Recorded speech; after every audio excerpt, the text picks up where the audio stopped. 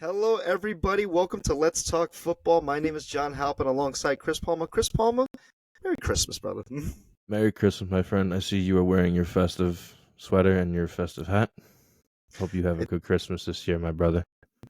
'Tis the season, mate. I like your sweater as well. Can you show the audience what it is? Yeah. Fa La la la la la la la la. la. Valhalla.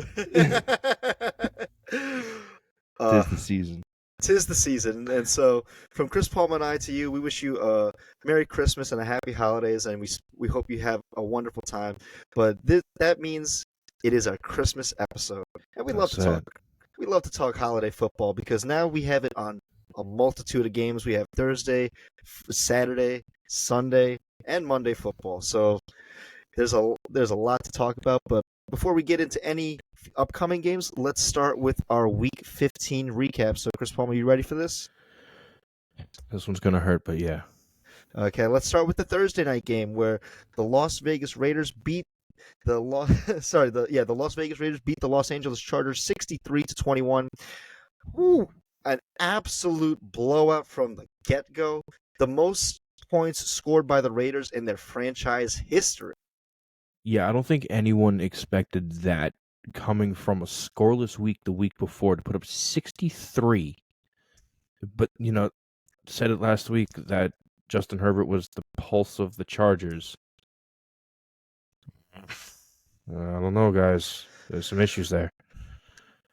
Well, with this loss, the Chargers have officially fired Brandon Staley, their head And the coach, GM. and the GM. So the Chargers are looking to rebuild after this. They're looking to replace very important pieces to their team. So we'll see. We'll keep an eye on the Chargers going into the offseason. Um, let's move on to Saturday football, starting with the Cincinnati Bengals making the comeback over the Minnesota Vikings 27-24. Jake Browning on fire, man. Hey, give him credit. That was a very hard-fought win. Jake Browning, I will give you the credit where credit is due. Vikings, you got to do better, man. You had that lead and you let it up. You got to do better. Yeah, the Vikings were on a 5-game winning streak earlier this season, and that seems like a very long time ago since then, but they are struggling to find their back up to Kirk Cousins. Nick Mullins started this game, and he played okay, but wasn't anything spectacular. No, he played good enough not to lose, but that defense lost in the game. But Absolutely. there's so many other holes than just quarterback on that Vikings team, and it Hmm. showed. Absolutely. So let's move on to the second Saturday game with your Pittsburgh Steelers falling to the Indianapolis Colts 30-13. Give me your thoughts on this game, CP. Well, we've lost 4 of the last 5. We are now out of the playoff race. I said last week going into this game that I watched the ugliest offensive performance I think I've ever seen. Pretty sure they just matched it. It's pretty rough right now being a Steelers fan. And Yeah. here's the thing. Going into this year and the year prior after Ben, I was expecting this. It was going to be rough for a couple of years. You and I kind of spoke about this. Yeah. I wasn't expecting anything pretty. I was expecting a little bit more than 13 points a game and 29th ranked offense. Not being able to put up 3 scores in a game is unheard of for Pittsburgh, but it's the norm now for right now. Yes, and that's an excellent way to put it. I hope that in the offseason you guys make the right choices to definitely improve the productivity of your offense because it has been very disheartening to watch the Steelers so far this year. But there's still a chance for playoffs, but it's a tight race from here on out. I have no expectation to see it in the postseason. We don't belong there at the moment. Well, like I said, it's a tight race, and there's 3 games left after this week, so it's coming up. The end is coming up soon. So let's talk about another team on Saturday trying to get into the playoff bracket, and that is the Denver Broncos falling short to the Detroit Lions, 42-17. Another dominating performance by the Detroit Lions. Yeah, kind of called this one last year that they are that team that when they lose games they should have won, they come out the next week and they just beat up on whoever's in front of them. Mm-hmm. And I told you the week that they played, it was an anomaly that they weren't going to score great. And here they come again with another 42 outing and holding the Broncos to under 20, something that hasn't really happened since like week 5 or week 6. Yeah, and if the Lions win one more game in the next 3 games, they clinch the NFC North and make it to the playoffs. Good on them. So let's move on to the New Orleans Saints taking on the New York Giants, and in a pretty usual fashion, 24-6. Bad news for the Giants though. Tommy DeVito left with injury. I don't think he'll be starting this week. I think Tyrod Taylor will be starting this week against Philadelphia. Yeah, tough loss for them. I saw he went in at the end of the first, early second quarter to get tested for a concussion. Mm-hmm. I never saw if it was confirmed he was in concussion protocol for the remainder of the week. But if it is, I wouldn't expect him to be in, and I would expect to see Tyrod Taylor. But Mm-hmm. this is a pretty telltale season ender for the Giants, and a good win for the Saints. Very much needed for them. Absolutely, they're trying to stay alive in the NFC playoff race, but the right now the Bucks are leading that division currently. But let's move on to Cleveland, where Joe Flacco and the Browns beat the Chicago Bears 20-17. A low-scoring affair in the beginning of the game, but it really picked up in the fourth quarter. Flacco had over 200 yards in the fourth quarter and mounted the comeback. And Cleveland stays alive, and I think they are the 5th seed now in the AFC playoff bracket. Yeah, yep, they climbed to 5th, but listen, don't count out the Bears to play spoiler this year. This may not be their year for the postseason. There's something brewing in Chicago. I'm going to put that one on notice right now. There's something brewing in Chicago. Yeah, I think the offseason is to their advantage. They have 2 first-round draft picks. Currently, they hold the number 1 because it was given to them by Carolina last year. And then I think they also have the number 7 seed as well, 7th pick. So their destiny is in their hands.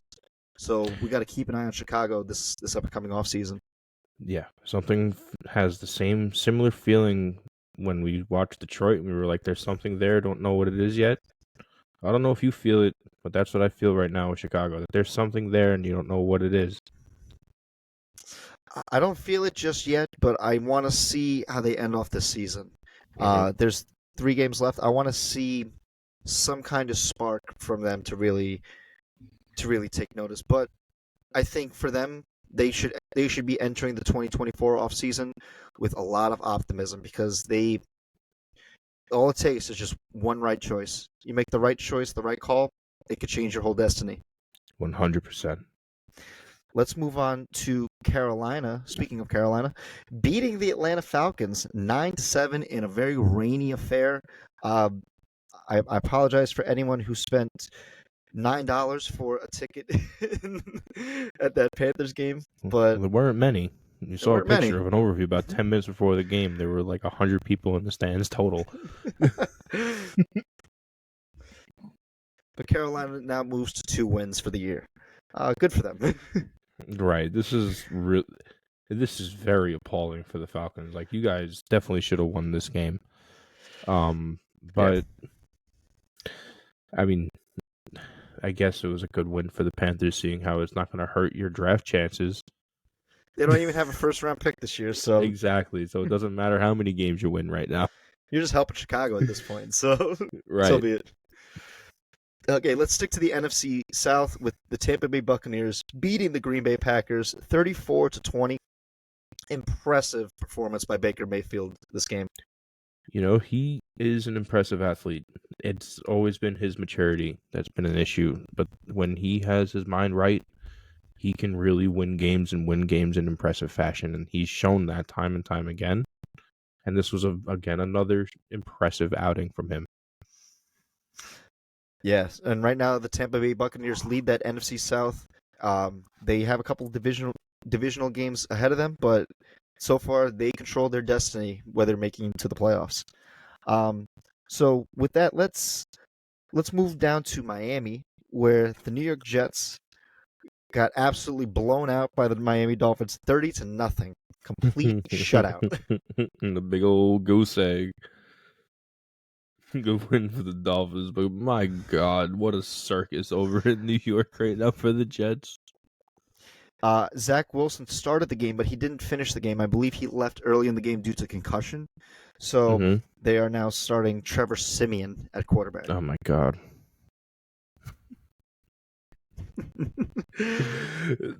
I'm sorry to people who haven't. I've been finding this whole chapter of what's going on with the Jets franchise from the trade to Aaron Rodgers to this point has been nothing but fucking pure comedy to me. And every subnote that is happening just makes me laugh at the outcome of what's happening to this fucking franchise. It's, it's funny too, being that we're from New York. You ask any Jet fan about this year, and they would say the same thing. This was going to be our year. No. Well, that was prior to the season, but after everything that's transpired this year, they said, it's just our luck. It's just our luck. It's just your luck. I'm sorry, Jets fans, because it's been miserable for a while there. Yeah, fun fact. I did a little research for just for shits and giggles about the Jets. Since the merger in 1966, they have had 13 winning seasons. Think about that shit. I think the Ravens came to existence in 96, and I think we have more winning seasons than they do. Correct. Oh my God. As a franchise, they're negative over 100 games, and that's counting their AFL victories. But you got that one name at Super Bowl, man. You got that one. Hanging on to that thing heavy. Oh, man. I'm sorry, Jets fans. I'm not. Okay, so let's move on to Kansas City taking on the New England Patriots 27-17. Good to see Kansas City's offense get back on track. Yeah, it's good to see them, they're not the team they once were. There's a bunch of issues on the offensive line. They are once again a flawed team, but they are still a very good lethal team. They're still a very strong team, very strong contending team, but they are officially a very flawed team. Yeah, but they should make it to the playoffs with no problem. With relative ease. Depending on their seed, could determine their matchup, and we might actually see Kansas City have to go on the road to play some playoff games. Fun fact, Patrick Mahomes has never played a playoff game on the road unless it's been the Super Bowl. So, there's that. There's a lot of interesting things shaping up in the playoff bracket right now. Let's move on to the Houston Texans beating the Tennessee Titans in overtime, 19-16. Good win for Davis Mills, man. Yeah, hats off to Davis Mills on a good hard win. I wouldn't necessarily say that the question of last week was answered on if they were the full team. That was a little too close of a comfort game for them. The Titans, what you see is what you get. They are very lackluster. I was kind of expecting of a more advanced lead than to needing to take it into extra time and only winning by so much. If that makes sense. Yeah.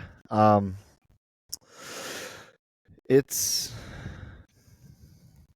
I want to see. I haven't read any recent reports on when CJ Stroud is going to return, because I know that will be very telling to see how they will be in the playoffs. I believe they're on the outside looking in at the moment, but currently the Jags, the Colts, and the Texans are all tied at 8-6 in the AFC South.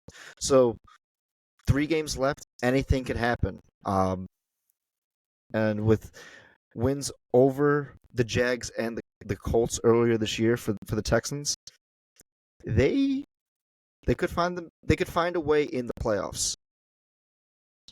So I wouldn't count them out just yet. As of Tuesday afternoon, he's still up in the air.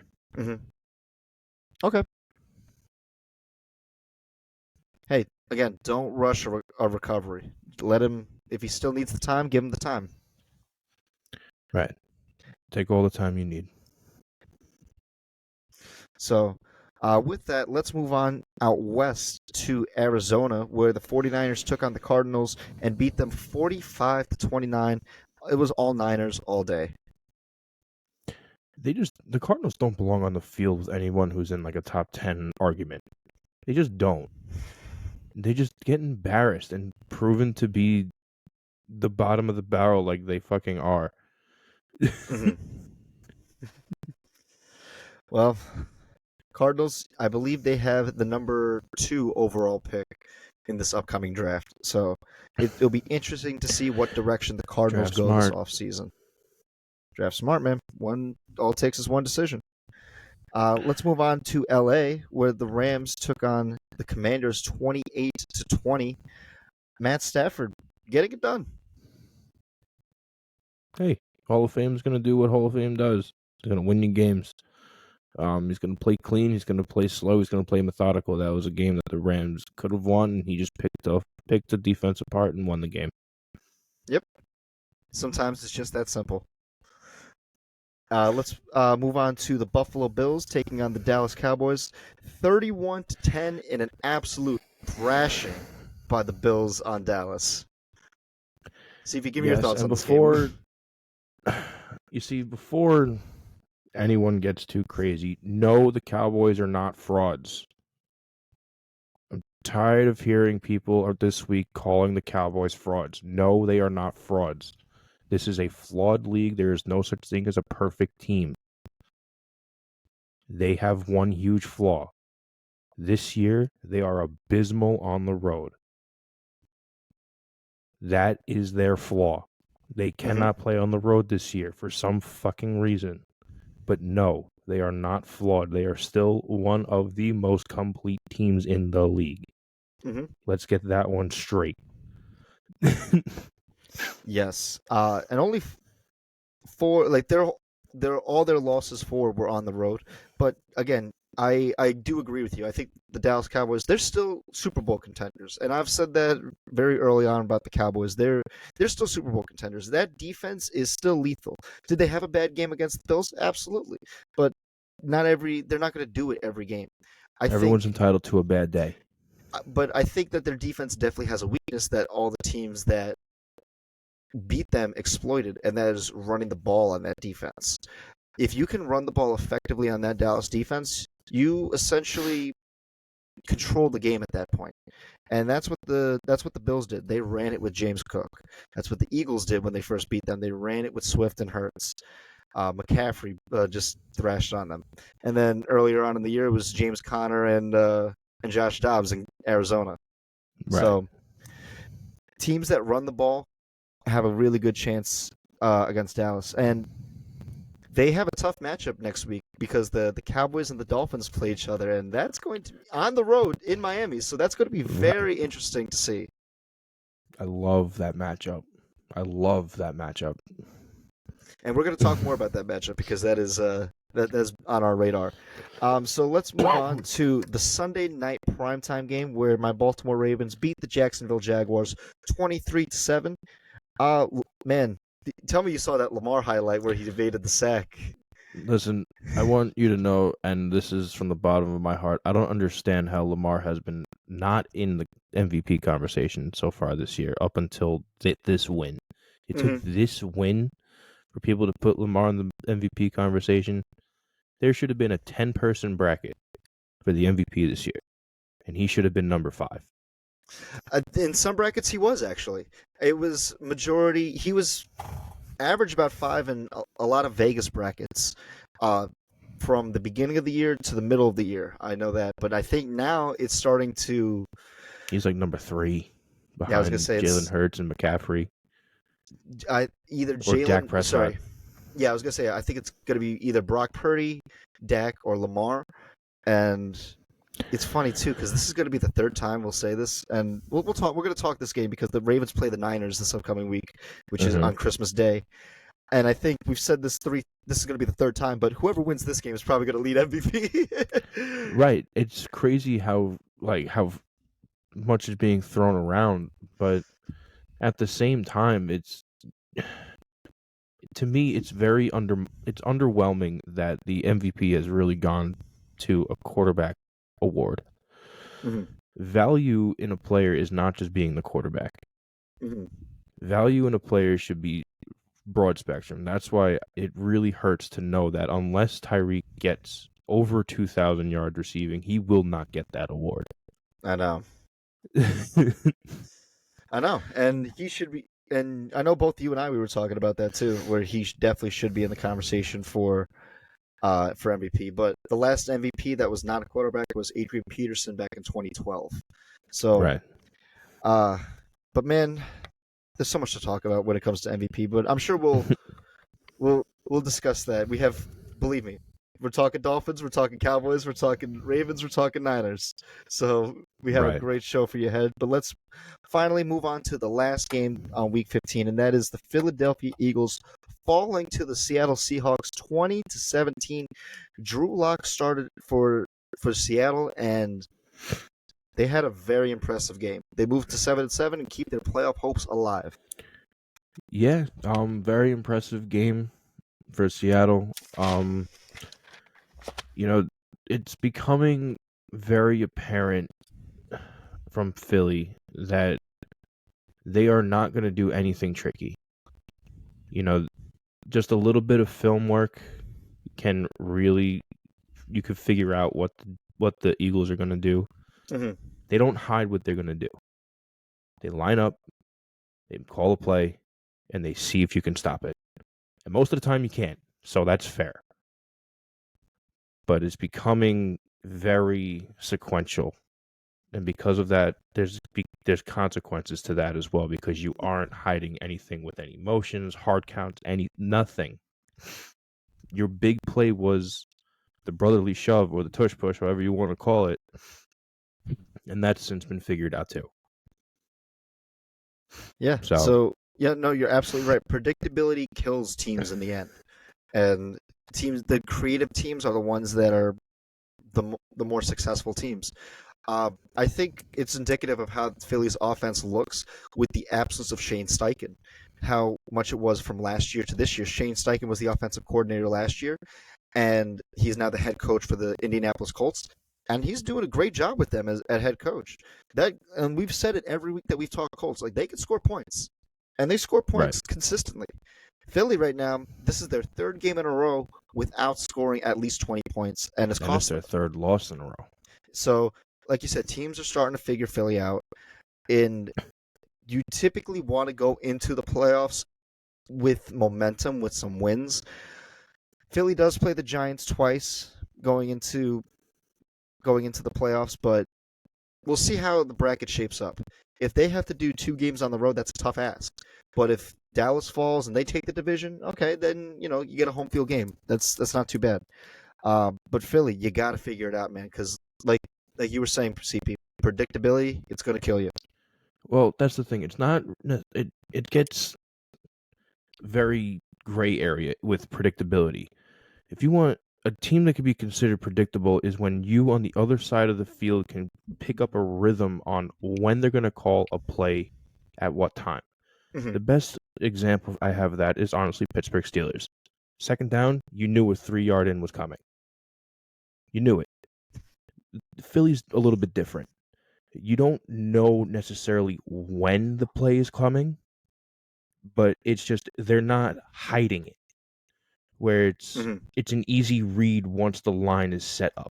Once the play Mm-hmm. is set, it's an easy read. It's not that it's predictable, it's telltale. Okay. It's a little bit different and it can get misconstrued as predictability because they're Mm-hmm. still running a different combination of plays throughout the game Right. Oh, I see what that you're saying. Mm-hmm. that make it less predictable to see when something is coming. But when it's there, it's telltale this is what it is. Gotcha. Okay, I see Very what you're saying. easily readable. That makes sense. Yeah, and Philly, they need to figure it out because playoffs are Right. coming, and they're Right. in They it. need to start hiding some shit. They need to start Yeah. pulling some hard counts. They need to put some people in fucking motion. Do something. Confuse the Yeah. defense a little bit. You're not confusing. Got to disrupt that defense, man. Got to put points on the board. Correct. So awesome. So with that, that is our Week 15 recap. So many great games, and we have a lot of great games this upcoming week. And let's start with the Thursday night game, the New Orleans Saints and the Los Angeles Rams. Both teams vying for playoffs. They're both 7-7, and it's whoever wins really keeps their playoff hopes alive. But oh man, I'm excited for this one. But CP, what are your thoughts on this game? Going into this game, again, this has playoff stipulations written all over it. But again, this is kind of like a mirror match. You have an aging/aged quarterback who can still play, who can still throw it down, who knows how to not lose games. You have a running back, which is where most of your significant plays come from, talking more so on the Saints side with Alvin Kamara. Mm-hmm. Watching those highlights, every significant play not necessarily ran through him, but he was on the field for. So he brings a certain type of tenacity to that offense that when he's off the field, that impact is forever felt. Yeah.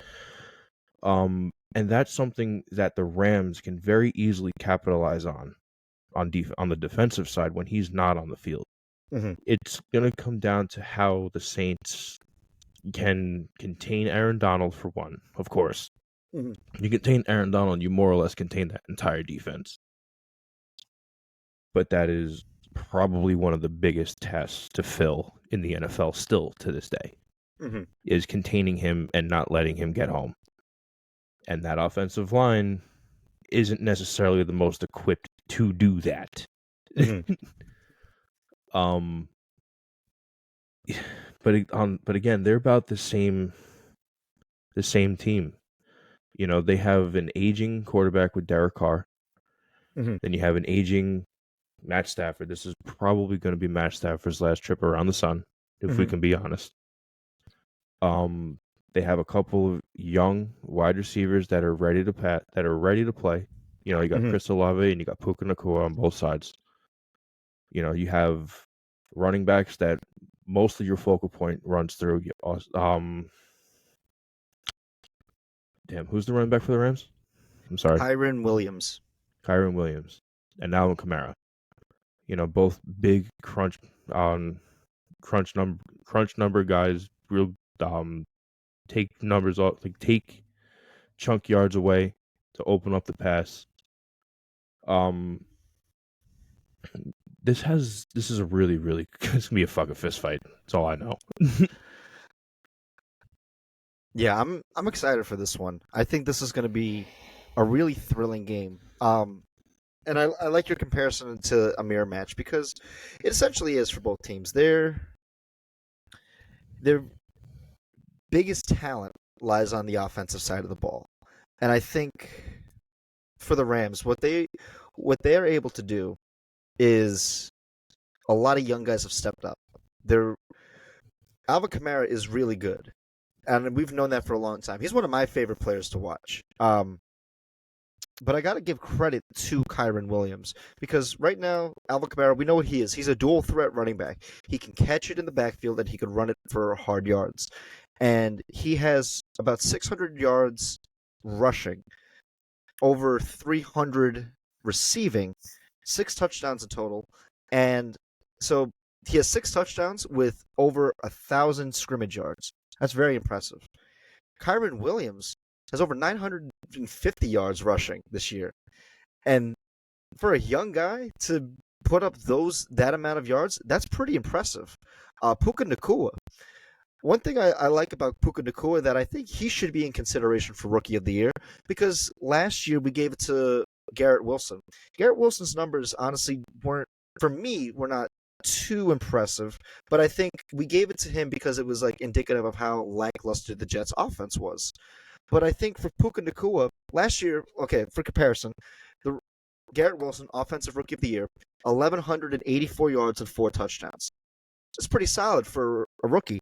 For Puka Nacua, he has, at this point, and remember, consider, there's 3 games left this year. 1,100, over 1,100 yards, 5 touchdowns. with 3 games to go, and he's a heavy target in each of these games. I think he should definitely be in consideration for Rookie of the Year. I know we really like C.J. Stroud, and he should be in it too, but I think it should just be a two-person race at this point because both have had such an impact on their respective teams that last year when Matt Stafford was healthy, we were saying that the Rams are a predictable offense where it's just throwing to Cooper Kupp with no running game. Now they have a running game. Now they have another target that opens up the other side of the field. And but their problem does lie on defense because it's a lot like Philly's defense where it's just an incredible pass rush led by a Hall of Famer, but your secondary gives up too many yards. And that's a big downfall for the Rams is their offense can score points. Uh, and they did last week. They went up on 28 on the Commanders, but they gave up. Like they didn't really score anymore after that, and then the defense just kept giving up points, and it was 28-20. But throughout the game, the Rams dominated, but they gave up too many points and kind of left them hanging. So that's a big problem for them. For the Saints, though, can I ask you a question? What do you think of Derek Carr's first year of the Saints? Do you think he belongs there? Hmm. Um, you see, that's a very loaded question. If he belongs there, Well, then let me take out the second part. What do you think of Derek Carr's first year on the Saints? I think it's on par as to who he's been his entire career. Mm-hmm. And that's totally unbiased. You know, I like him in a Saints uniform, but I feel like his play on the field has been totally on par as to who he is as a career quarterback. And how would you say that is? Like, how has he been a career quarterback? Like I haven't seen him actually progress in terms of how he plays quarterback. You know, he's a very fundamental progression reader. He doesn't really make any. He tries too hard not to make mistakes, which leads to catastrophic mistakes, if that makes sense. He's almost too timid with the ball, which makes him reckless with the ball inside the pocket, so he gets sacked a lot of times where he could have just thrown the ball away or taken a couple steps outside of the pocket, giving your receivers an extra couple of seconds for possibly an open catch. His decision making is more or less the same. His progression reading is more or less the same. Statistics wise, I haven't looked to see if he has statistically been on par for what he's been since being a Raider. But from watching his overall play, not much has changed for better or for worse. I believe he has over 3,000 passing yards, 16 touchdowns, and 7 interceptions, if I'm not mistaken. Okay. So he's good. He's solid, but he's not the reason they're winning games. I think for Derek Carr, he's good for now, but we all knew that he's just a transitional quarterback. So, and I think the Saints, they're still kind of kicking the can down the road in drafting another quarterback. They're like the Vikings were the last couple of years, where it's like they're good enough to win you games, but you're going to be picking in the middle of the draft, and that's and whatever quarterback they have, it wins them enough. Jameis Winston has been a good backup, but he doesn't really have. He's too reckless with the ball. We've known that for a long time. Derek Carr, he's a very conservative quarterback. That's probably the best way I could say it. He's a pocket passer. He's not anything like Brady or Manning, but whatever the level of talent is around him, that's how is what you're he's going to be. Yeah. Right. But so far, it's not looking at bad. His stats, go ahead. Sorry. Go ahead. No. Give me the stats. So it is pretty much on par since he's been a Raider. You know, he has 38,000 yards for his career. He's pretty much on average. Last year he had 3,500 yards passing. This year he has 3,000. 16. He's doing better in turnovers so far. At this point in time, he has half the interceptions he had last year, with about a 7.5 completion percentage increase, and he's off of the 2022 total career by less than by less than 400 yards. So I guess he's doing a little bit better in productivity, but that's mostly because the Raiders had no weapons. Like you were saying, who he has around him is how well he's really going to do. Well, he had Devontae Adams last year, but he only had Devontae Adams last year. That's what I'm saying. You're right. Yeah. You had Josh Jacobs. Great. I think he was the rushing leader last year. Yes. But that doesn't necessarily. I mean, it does help Derek Carr, but it doesn't. You need more than that. You need more than Josh Jacobs and just Devontae. You don't want to again be predictable. You don't. You want to sometimes hide your hand and be like, be able well, to hide your hand a little bit. Yeah. So, but I will say, I think this is pretty much a playoff game, and it's not quite the playoffs yet. But both teams 7-7, staying alive in the playoffs. Now, the Saints, they're coming from the NFC South. They're playing. The Bucks lead that division. I believe the Bucks are 7-7, but have the tiebreaker over them. But it's still Saints kind of control their own destiny. If they win out, they definitely have a spot in the playoffs, whether it's either a wild card or that division. Because if you go 10-7 in the NFC, that's pretty solid, and I think that there's a spot for that. Saints sometimes just have a tough time scoring points.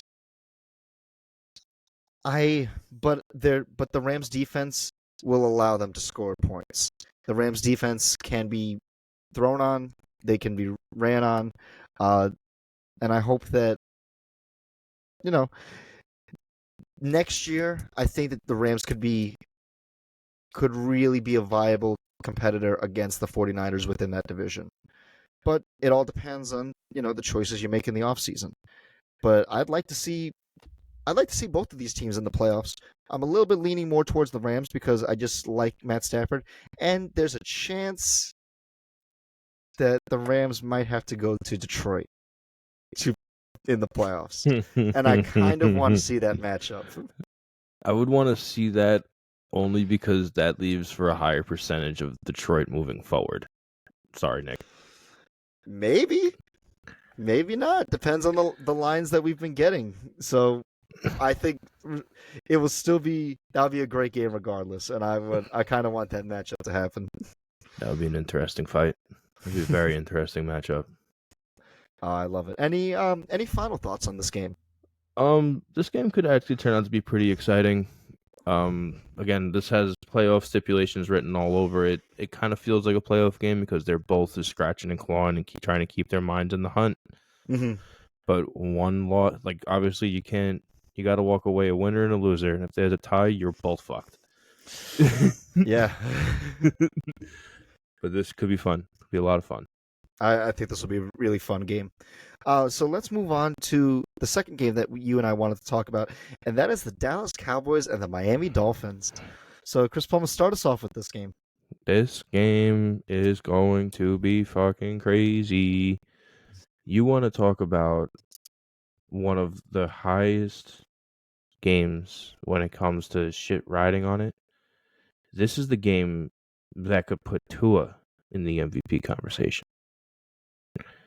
He's been sliding under everyone's radar all year. Tyreek has 2,000 yards. I understand he's my MVP vote. Is Tyreek, even though it's probably not going to happen. Mm-hmm. But Tua is playing out of his mind as well. He is the general on that team that is moving them as the unit that they are. Mm-hmm. You see the Dolphins without him on the field, and you see him with him on the field. They are two different teams totally. And the talent's still right there. It's just he is the lock and puts everything together. Mm-hmm. Flip over to Dallas. They are ready to win a Super Bowl. Point blank the end. They are ready to win a Super Bowl. History shows they always choke first round of the playoffs. I'm hoping they break that fucking seal this year. Mm-hmm. But this is going to be another test for the both of them. Like I said, this is a very flawed league. And going on the road and playing a heavy rush offense is the flaw of Dallas.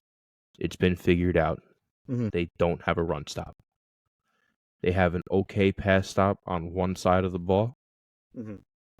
but their run stop is damn near atrocious because as soon as Micah Parsons has to get down and dirty and get to the first level, he gets Mhm. contained by two guys who are just twice his size. As good, and I'm not taking anything away from Micah Parsons' athletic ability, his toughness, anything. Mhm. As soon as he gets in the face of 350-pound men, there is not much he can do. Once they get a hand on him, there's not much he can do. He is 225 or 230 pounds. He's not that big. Mhm. He's really not. So as fast as he is, as nimble as he is, sooner or later, you're just going to get put on your back. And, you have to be... He is an all-pro pass rush Mhm. guy, edge guy, whatever you want to call him. Edge rusher. Edge rusher, sure. Mhm. But there are a lot of big linemen on this. For Miami? Oh, absolutely. Yeah, for sure. Oh, absolutely. Yeah, Dallas. I think both teams are very flawed, and like you and I we've talked about both of these teams are absolutely Super Bowl contenders. They're on both sides of the ball. Miami's offense is absolutely lethal, and their defense has been very electric all year. But let's not forget that, again, when we talk MVP, right, we think of how valuable that person is to the team. To me, I like to phrase it as like, what would the team look like without him? And you make a great point. Like that team without Tua is, uh, it, it's not the same team.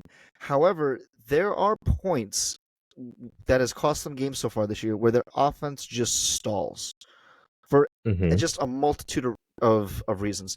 There, it's like when the engine's revving and the Dolphins are on point and their passing game is on point. They just can't stop scoring points.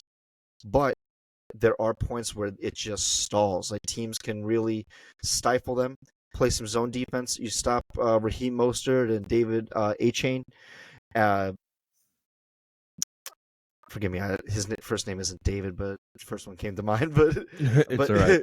but A-Chain We and know who you're Mostert, talking about. yes.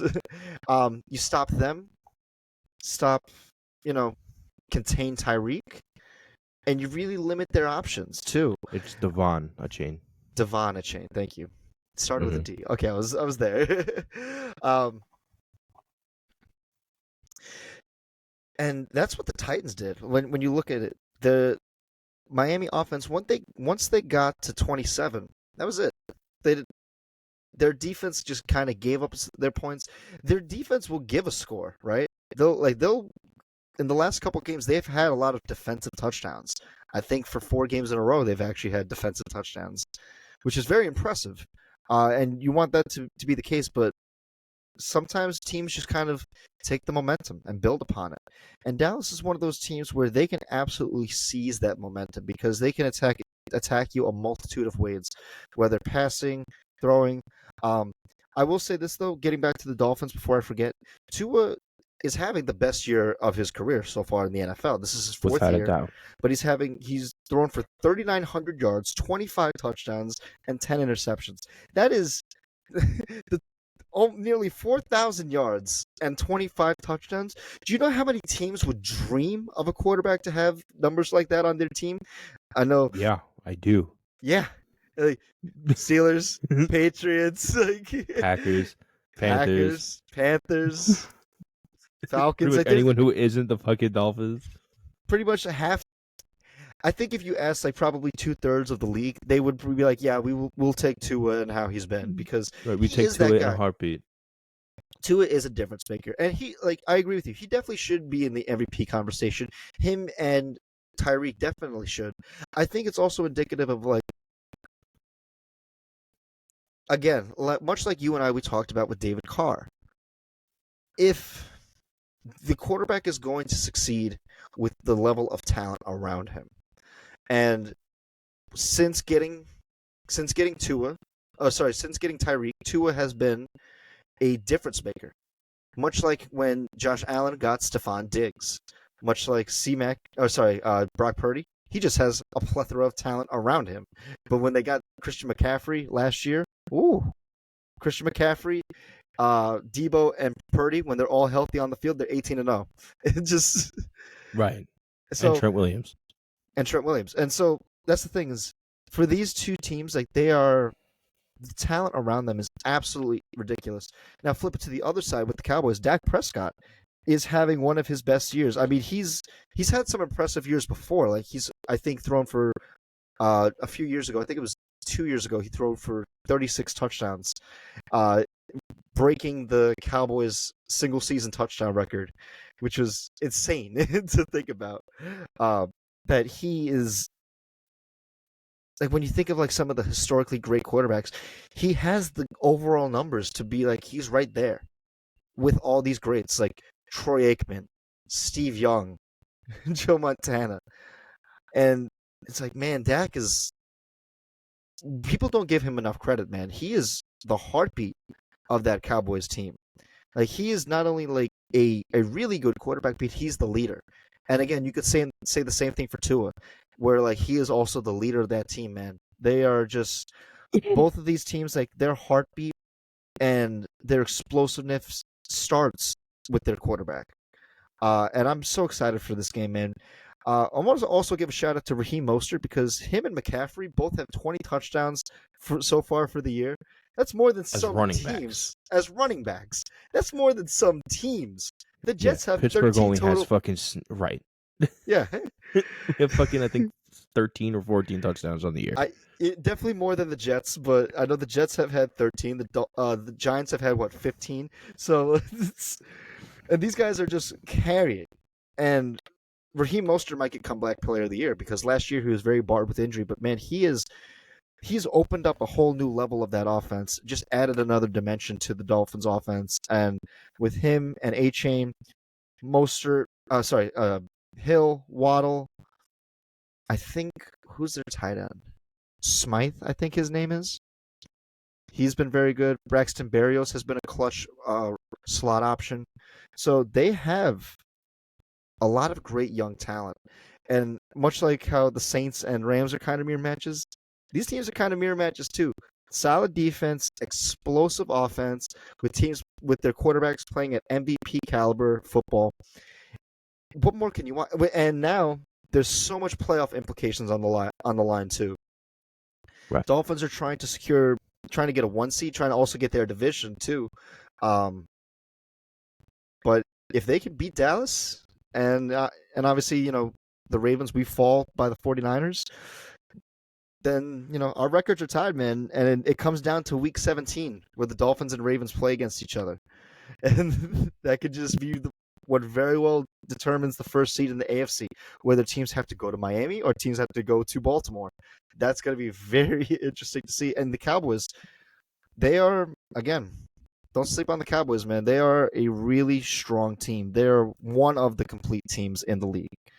They are Offense, defense. 100% one of the most complete teams in the league, and I won't be swayed from that. It's just, again, they need to learn. You need to win off of a turf field. You got to play on grass. You got to play on the road. You got a full turf field at your place. You're one of the only teams that are against the turf changing to grass, back to grass. You can understand why you're undefeated at home and you're defeated on the road. So you got to figure it out, and this is the last game that you have to figure it out before it becomes too late. People are already starting to pop the question of, are you guys really that team?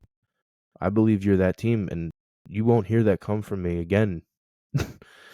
You wouldn't have heard that from me last year because you I know. weren't for real last year. I'm surprised of all the praise that you're giving the Cowboys this year, but it's rightfully I gotta give credit where credit is due. You won't see me talk high on the Cowboys safer this year.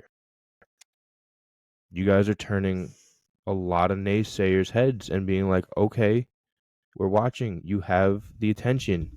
Mhm. Don't fuck it up in the back nine. You got a couple games left, and each and every one of them are playoff games. So you want me to tell you who they play for the last three? Go They ahead. play the Dolphins this week. The Lions come to town, and then they go to Washington.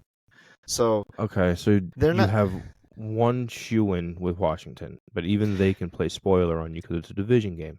But that's in the road. That's on the road It's too. on the road. It's like you It's should you again, you should beat have to that. shake that. You Yeah. have to shake the stigma of you can't win on the road because you're not going to have a home game in the playoffs.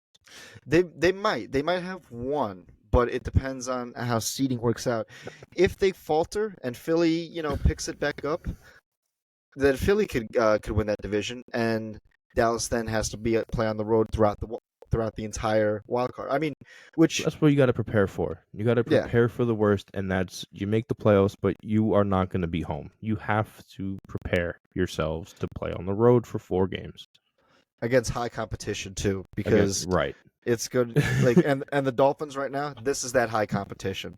This It's is some of the highest competition. this is one of the best teams in the AFC, and One of the best teams in the league. yeah, one of the best teams in the league, and you got to bring your A game. You have to Right. bring your A game. And that says the same thing for Miami, man. Dallas is one of the best teams in the league right now. You cannot stagnate. This is one of those games where you have to continue to put points up or they will answer. Mm-hmm. If you guys stalemate and you plateau and you can no longer put points up, that defense is going to run all over you. They're going to sense blood in the water real quick, and they're going to cause Mm-hmm. a lot of turnovers. You Yeah, can't let that start because it doesn't stop.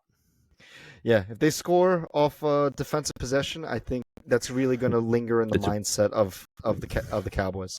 And again, yes, Miami's been doing it for 4 weeks in a row now, so watch out. right. It'll be interesting. Absolutely, I can't wait for this matchup. Any final thoughts on this game? Nah, this game's going to be a lot of fun. Just Uh, two Titans coming after each other. That's a great way to put it. And you could probably say the same for the last game that you and I want to talk about, and that is the Ravens and the 49ers. Woo! What Jesus a Christ. Merry Christmas, you filthy animal. Yeah, go And a ahead. You can Happy New start us Year. off with this one. Oh my God. I agree with you. Lamar should be in the MVP conversation. It's funny because Tua, Tyreek, Dak, Lamar, Brock Purdy, and Christian McCaffrey, like we're all MVP caliber guys. I would also throw in Jalen Hurts in there, even though they've had a bad couple stretch right now. I still think he's extremely valuable to that Philly offense. But nevertheless, let's keep on to the Ravens and the Niners. My God, man, I am so happy for how the season has turned out for the Ravens. This is what I've always wanted them to be. Not a complete team, a extremely complete team. And I mean, I asked you yesterday if the Ravens are a more complete team than Dallas. Do you still think that? Do you still think that No. the Cowboys are a more complete team than the Ravens? Yes. Yes, because Yes, I I do. think, and I respect that too. I think for the Ravens this year have proven that they are one of the best teams in the league, and they're how complete they are. It makes me so happy because we're winning games in a variety of fashion. So defense, we have the number 2 defense in the league. We lead the NFL in sacks with 50 sacks in total this year. Mm. We have a special teams unit that Justin Tucker, he is all reliable. 9 out of 10, 90% kicking efficiency. It's just unheard of. We're like the highest in the NFL. Like extremely reliable special teams. And then our offense. The number 1 rushing team in the league. Lamar with over, 3,000 passing yards, 17 touchdowns, 7 interceptions, and 741 rushing yards and 5 touchdowns. He is getting it done. Like he's again having that MVP caliber year. When he had that MVP season, he had over 3,600 passing yards, I believe 33 touchdowns and only like 6 picks. He's not again scoring as much, but every week he is making the difference, man. He is just making the difference. We've been running the ball when on he's everyone has been playing unselfish football. Gus Edwards is having his career year with over 700 rushing yards and 10 touchdowns as a running back. And we love to split the ball, like split the carry. We have running back by committee. I've been so impressed with the Ravens this year, just how complete they are. Uh, I think but you flip it to the other side too, the 49ers, they are the standard right now. They are like like the heavy favorites to win it all this year. They, again, dominating defensive efforts on impressive teams. The Cowboys, the Eagles, it's the Jaguars when Trevor Lawrence was healthy. They have been dominating all year. Um, Brock Purdy looks again like an MVP caliber quarterback. He's 464 passing yards away to break the 49ers single season passing yard record with 3 games left. That's insane to think about. He is definitely worthy to be in that MVP conversation, but obviously Christian McCaffrey, 20 touchdowns, over 1,200 yards. Like, he is having a monster year. Again, it's the level of talent around, but man, you look at the Niners offense, they have the 3rd best offense in the league, 2nd best rushing offense, top 5 defense. It's insane how efficient the Niners are. And I think that when you look at these two teams, for me as a Ravens fan, the fact that we're able to play the Niners, and if we're able to beat the Niners, I think that puts a huge statement in the league. And it's like, for us to have the honor of, like, at that point being the best team in the NFL would be insane. It would be hard to argue if the Ravens do beat the Niners that they wouldn't be. But to be in this position is crazy. Right. It's definitely a good position for you to be in right now. If you guys win, it would be hard to argue that you guys are the best team in the league. It's a huge if. Correct. It's a big if. It's a tall order to fill because the Niners are the team to beat. They simply are. They are the blueprint to what a perfect football team looks like, damn near. They came into this year, same as last year, with the single most versatile starting roster ever fucking built. And it's just been full stride ever since last year. There's no stopping them. Yep. We will see you in the Super Bowl. It's just what it is. It's just where is it going to be? Games. Right, they can't stop. It's just who is going to meet them on the AFC. Mm-hmm. And your name belongs in that hat. I will put your name in that hat in the AFC. Justin Tucker. Okay. 90% completion rate. Mm-hmm. 433 attempts. Yes.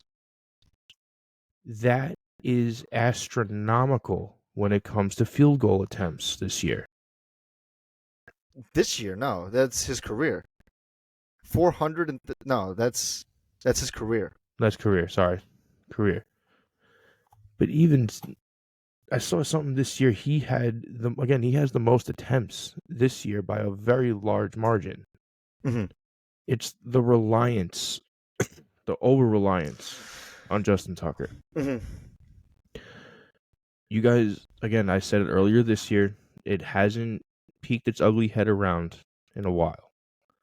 Earlier in the year, you guys had issues getting into the end zone. Mm-hmm. Issues getting into again, I will not take away how good Lamar Jackson is playing this year. He is in the MVP conversation. Your defense woke up about week 4 or week 5. Been locked down pretty much ever since. That's a heavy running back loss you guys got last week too. Yeah, you guys like Keaton Mitchell. Keaton Mitchell, you guys like to run running back by committee, and he's a good chunk guy. You know, he comes in third string, but he is a good chunk runner. Mm-hmm. You guys are Titans. The 49ers are the fucking blueprint. This is going to be a fucking bloodbath, especially because there's already the animosity from the Super Bowl a couple of years ago going into this game. And the fact that you guys could very well have a round 3 in Vegas if the Cards play right. It very well could happen. I want to bring it back to Justin Tucker for a second. Um, I disagree with your assessment that we are reliant on Justin Tucker. Throughout history, yes. This season, no. This season, we have not been as reliant on Justin Tucker. So when we are reliant, right, we are very considerate. Like, he has had, you can look up on YouTube a compilation video of just fourth quarter, last minute field goals to win games. Like, he has had that.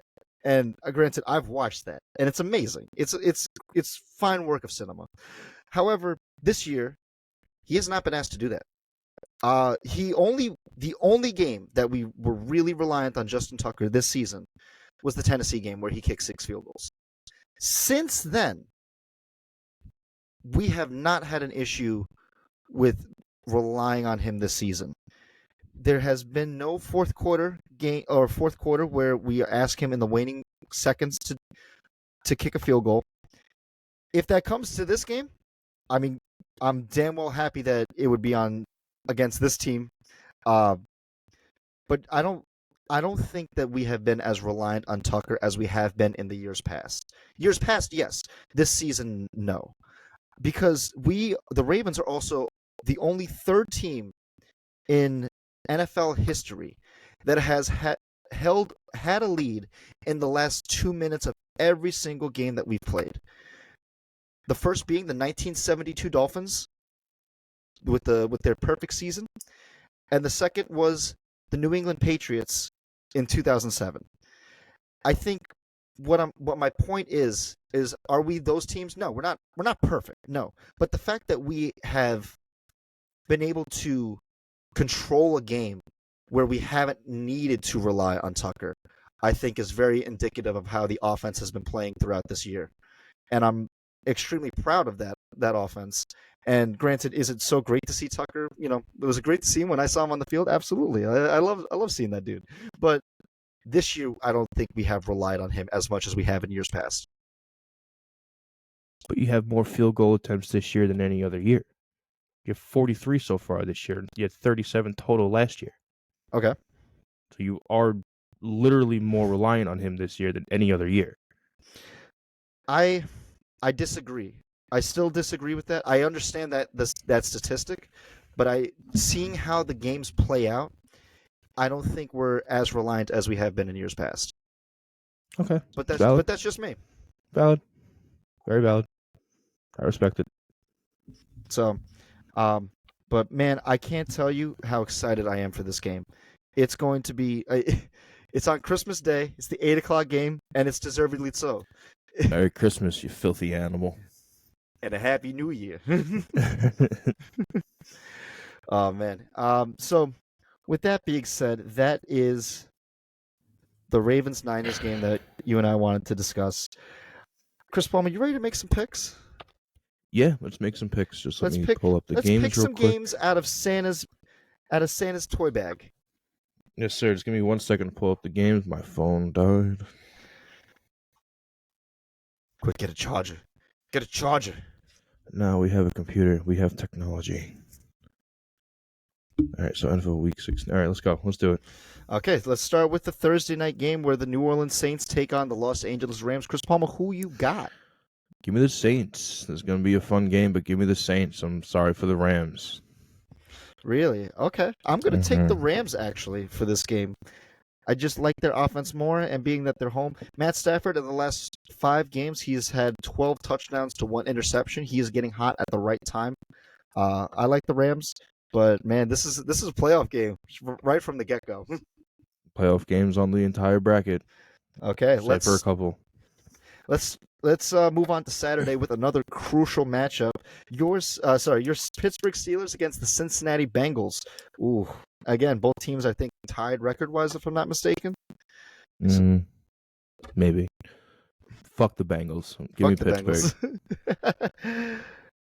Fuck the Bengals. Man, I'm gonna take the Bengals on this one. Dirty whore. I don't feel proud doing this, mate.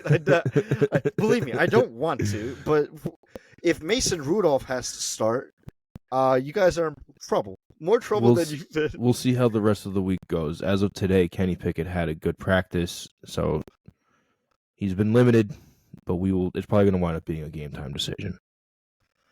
Oh man, I We'll hope see. he's able to. I hope he's able to play, but we shall see. Again, don't rush anyone just yet. So let's move on to the second Saturday game, where it's the Buffalo Bills against the Los Angeles Chargers. Chris Palmer, who you got? Give me the Bills. That Chargers loss was totally outlandish, and I think another one is on their way. Yeah, I'll take the Bills on this one. They're on the roll, man. They're on a roll. So, okay. So let's move on to Sunday's slate of games with the New York Jets and the Washington Commanders. Chris, the 32nd ranked offense versus the 32nd ranked defense. Who you got? Give me the Commanders because Ron Rivera is the only one I like on this fucking football field. Mm-hmm. And he's on the sideline. And he's a coach. Oh man, I'm gonna take the Commanders as well. I think Washington's time with Ron Rivera is done by the end of this year, but I hope he finishes strong. I hope he finishes strong, and another team will offer him a job. And I think I'd like to see him somewhere else. A change of scenery would be best for him, but we'll see. We shall see. Where would you like to see him go before we move on? Because he's been to the Panthers, can't go back there. Honestly, I would like to see him in Atlanta. I think Arthur Smith is, I don't think, the guy in Atlanta. Mm-hmm. And I think to have a lot of young talent there that's already kind of picked, where you only really just need a quarterback, I think that's doable. So I'd like to see Ron Rivera with a lot of young guys. That's cool. As of right now, I saw something. The head coach for Georgia football is actually rumored to be the front runner for the Falcons' new head coach at the end of this year. Interesting. Yes. Okay. That'll be cool. That'll be something to definitely to keep our eye on this upcoming off season. Okay, so let's move on to Minnesota, where the Detroit Lions take on the Minnesota Vikings. This should be a very interesting game. Chris, who you got? Give me Detroit on Christmas Eve. Come on, Detroit. Just a couple more and you're in. You just need one more and you're in. Give me Detroit as well. They, I think that win against the Broncos was kind of what they need to kind of get their gears turning again. So I'm going to take the Lions as well to win this game. Let's move on to Houston, where the Cleveland Browns take on the Houston Texans. CJ Stroud still day to day. Chris Paul, who you got for this one?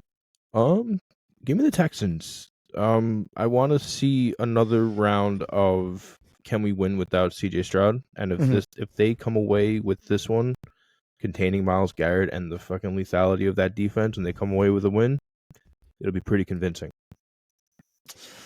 Absolutely. So I'm going to go with the Cleveland Browns on this one. I like their momentum. Joe Flacco is playing very well lately. And that Browns defense still lethal. Myles Garrett still probably in the conversation for defensive player of the year. So I'm gonna go with Cleveland on this one. Let's move on to Carolina, where the Green Bay Packers take on the Carolina Panthers. Chris Palmer, who you got for this one? Give me the Packers, but please, for the love of God, don't fall on your face. Yeah, I'm gonna go with the Packers as well. If you have any that loss against Tampa was huge last week. It knocked them out of the playoff race, so they need to virtually win out, and if they want to be in the playoffs this year. So it starts with Carolina. You gotta do it. This is the time for Green Bay as a young team where you will find a leader. Mm-hmm. This is the game where you find your leader right now. Yeah, absolutely. And don't take your opponent lightly because they beat Atlanta last week. So anything could happen. So let's move on to Tennessee, where the Seahawks take on the Titans. Who you got? Give me Seattle. Going to be a little bit of a closer game than I think anyone really expects, but I think Mm-hmm. Seattle's going to come out with the victory on this one. Yeah, give me Seattle as well. I, what I liked last week was they were able to run the ball effectively with Kenneth Walker. He is now healthy, and he was a big factor on why they won that game against the Eagles. Running the ball just through that defense. I think they're going to do more of the same this upcoming week against Tennessee because their defense is not that spectacular. But um, I'll take Seattle as well. I like them. Cool. Uh, let's move on to Atlanta, where the Colts take on the Falcons. Chris Palmer, who you got? Give me the Colts. The Colts can put up points, and the Falcons can't be trusted. Yeah, that was that was a rough one for Atlanta last week. Give me the Colts as well. I like they're just again they're able to put up points. Simple as that. Atlanta kind of struggles to get to 20. Last week they struggled to get more than 7. So Right. it's very tough to say. So let's move on to the Battle of Florida with the Jacksonville Jaguars taking on the Tampa Bay Buccaneers. Chris Palmer, who you got? Mm. Um, Give me Tampa. I don't know. Something about the Jaguars kind of are telling me that they're falling.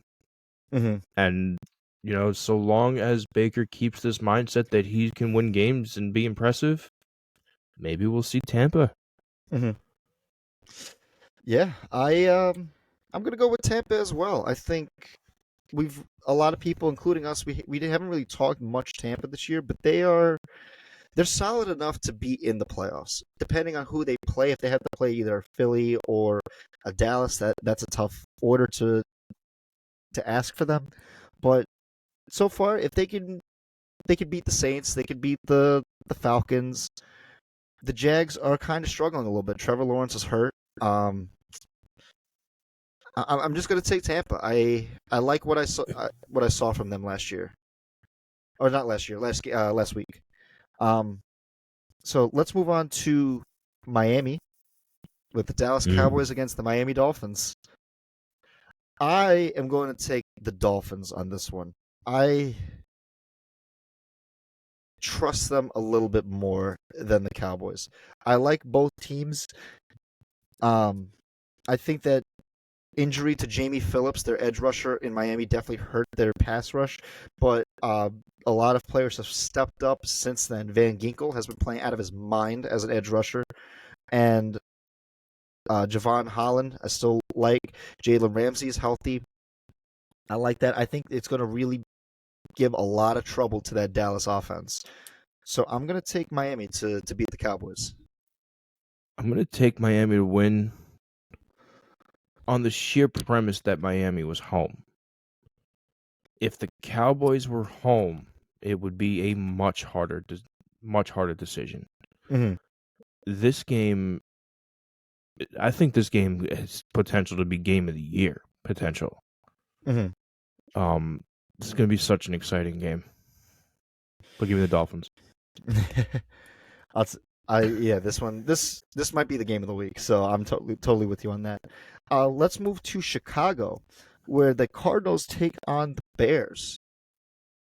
Who you Give me the got? Bears. Give me the Bears. Bears. This one, I'm going to say it. Pay attention to this one a little bit more than I think a lot of people should. Mm-hmm. Like, a lot of people want to. Look at the Bears and study their defense and study that offense. There is something there. Mm-hmm. I'm telling you, there's something there. That defense is a sleeping giant and needs maybe one piece. Yeah, I'm gonna go with the Bears as well. I want to see that spark, man. I want to see what you see with it. Um,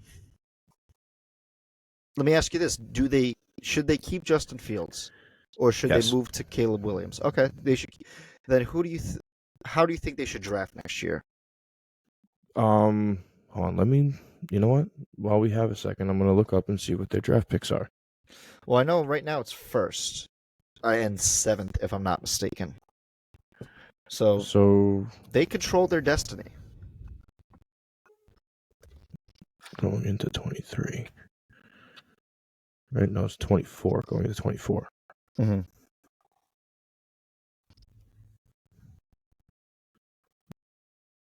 So they have the number 1 overall pick, and they have the number 5. I think the number 1 should be a crazy skills receiver, and then your number 5 should be the best lineman on the bracket. Absolutely. They definitely That's need an what I would offensive do. line to help them. Yeah, they definitely need an offensive line to help them out. But I know we'll definitely talk more Bears in the offseason when the time comes. But hey, I agree with you. They definitely should keep Justin Fields. Let's move on to the Sunday night primetime game, the New England Patriots versus the Denver Broncos, with a chance of snow in this game. Chris Palmer, who you got? Give me Denver. This is going to be a bounce-back game for Denver. But again, it's as bad as the Patriots are. You cannot forget this is Bill Belichick on his last lap around the sun in New England. Mm-hmm. He's just going to be a menace, as the menace he is. Yeah, I'm going to take Denver as well. I know there's a lot of rumors that Belichick might fire Belichick at the end of the year. That we shall see. It's been a very horrible year and forgettable year for Patriots fans, but Broncos fans have a lot to be optimistic for. You're still on the outside looking in for playoffs, but if you win this game, you put yourself in good position to make the playoffs for the remainder of the year. I know they play the Chargers once more, and then I think they close out with the Raiders. So these are all winnable games for Denver, and they should capitalize on this. So let's move on to Christmas Day. We have 3 games on Christmas Day, that Monday. Let us start with Las Vegas against Kansas City. I'm going to go with Kansas City on this one. Chris Palmer, who you got for this? Yeah, give me Kansas City, but give me Kansas City. It's not even going to be really close. I was going to say it's going to be closer than people think. No, it's not. It's really not. I don't think it's going to be close at all. I was trying to give benefit of the doubt, but it's just not there. It could be 63-21. We never know, but we shall see. About that. I would hope not another one. I hope not. Okay, let's move on to the second game on Monday, and that is the New York Giants versus the Philadelphia Eagles. Chris Palmer, who you got? Bounce back game for the Eagles. This is going to be at least a 30-point outing for them. I hope that they definitely need to get back on track, and I mean against the Giants twice, it's very doable.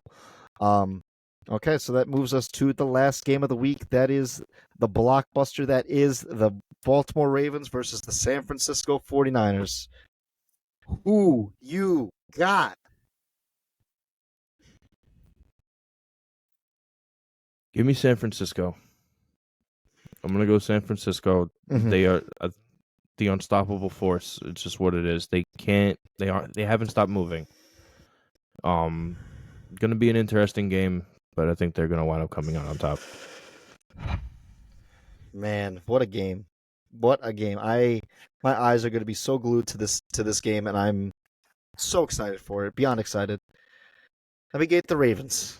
If there's a time to believe in the Ravens, the time is now. Right. Because I think if you examine the 3 losses that they had earlier this year, it was due to they were able to do one thing in common. They were able to make Brock Purdy uncomfortable in the pocket. I think the Ravens, we have the capability to do that. If we can run the ball effectively and we can make Purdy uncomfortable in the pocket, stop McCaffrey at the line of scrimmage, I think we are more than capable to do that. We have the players, we have the tools.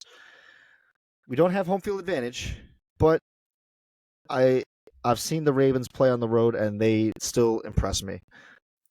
Give me the Ravens, baby. There's time to believe. The time is now. Hey, more power to you if you can get past that wall in San Francisco, specifically being Trent Williams. Yes. Remember those 3 losses, Trent Williams wasn't on the field. True, yes.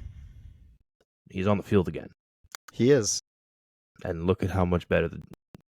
See, again, MVP should not be a quarterback-only award. I'm not even going to go ahead and say what I'm thinking.